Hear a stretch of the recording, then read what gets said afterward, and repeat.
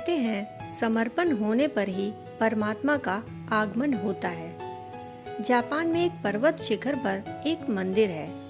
हजारों यात्री प्रतिवर्ष वहां जाते हैं। बुद्ध की एक बड़ी ही सुंदर प्रतिमा वहां विराजमान है।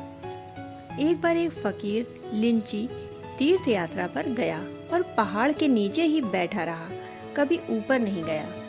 लिंची जिस गांव से आया था, उस गांव के लोग जब यात्रा करने आए तो उन्होंने उसे पहचान लिया और कहा, तुम यहीं बैठे हो, आए थे यात्रा करने को। लिंची ने जो उत्तर दिया उसे हमें याद रखना चाहिए। लिंची बूढ़ा था, शरीर दुर्बल था, पहाड़ पर चढ़ने की क्षमता न थी। यदि चाहता तो वह डोली में बैठकर जा सकता था, लेकिन उसने ठीक न समझा तीर्थ यात्रा पर डोली में बैठकर जाना। अपने पैर से चलकर परमात्मा के मंदिर तक न जा सके, अपने पैर से चलकर जहाँ नहीं पहुँचे, वहाँ पहुँचने का अर्थ भी क्या है? पहुँचने का अर्थ तो अपना ही पहुँचना है। लिंची यह सोचकर डोली पर सवार ना हुआ। वह वहीं पहाड़ के नीचे बैठ गया और कहा, मैं तो असहाय हूँ, मेरे पैर कमजोर हैं, पहाड़ पर चढ़ नहीं सकता, बूढ़ा हूँ, जीवन का भी भरोसा नहीं। दूसरे के कंधे पर बैठकर जाना भी शोभा नहीं देता कि यह भी कोई यात्रा हुई।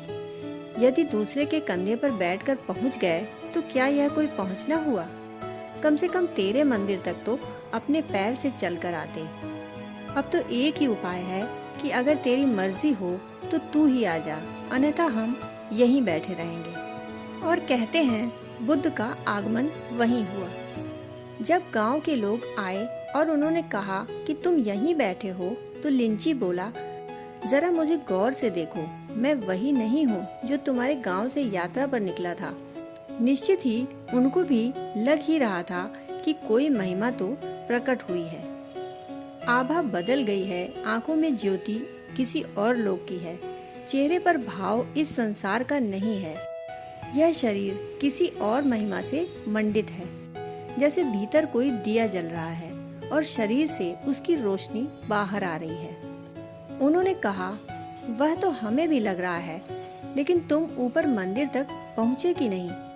उसने कहा, मैं असहाय था, चढ़ना मुश्किल था, दूसरे के कंधे पर जाना उचित न था।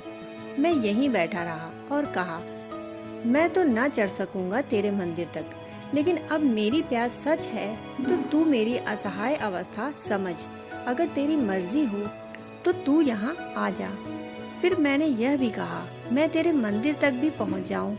लाखों लोगों को मैं रोज रोज आते जाते देखता हूँ, लेकिन अगर तेरी मर्जी ना हो तो वे खाली लौट आते हैं। तेरे मंदिर तक पहुंचकर लोगों को खाली लौटते देखा है। तो यह भी हो सकता है कि मैं यहीं बैठा रहूं और मर जाऊं। अब तुम पर ही यह छोड़ देता हूं। लिंची ने ना तो प्रार्थना की, ना पूजा की, ना कोई विधि विधान किया। वहीं पहाड़ के नीचे बैठे बैठे वह बुद्धत्व को उपलब्ध हुआ। जब वह बुद्धत्व को उपलब्ध हो गया तो लोगों से कहने लगा, कुछ करना जरूरी नहीं है, सिर्फ छोड़ देना जरूरी है। उस छोड़ देने का नाम समर्पण है। लेकिन हम छोड़ेंगे कब? जब अहंकार सच में ही समझ लेता है कि बिल्कुल असहाय है। छोड़ते ही घटना घट जाती है। इधर हम मिटे नहीं, उधर परमात्मा आया नहीं। इस द्वार से हम बाहर निकलेंगे, उस द्वार से परमात्मा भीतर आ जाता है। हम जरा जगह खाली करेंगे, परमात्मा भीतर आ जाएगा। बस हम ही अटके हैं बीच में, हमारे अतिरिक्त और कोई बाधा नहीं। असहाय होना बड़ा ही अद्भुत भाव है। सब उसी भाव से फलित हो जाता है।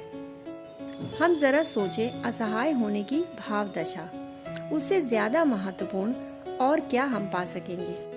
असहाय अवस्था में कैसे बचाएंगे अपने अहंकार को? गिर ही जाएगा, विसर्जित हो ही जाएगा। दोस्तों, कहानी सुनने के लिए आपका बहुत बहुत आभार।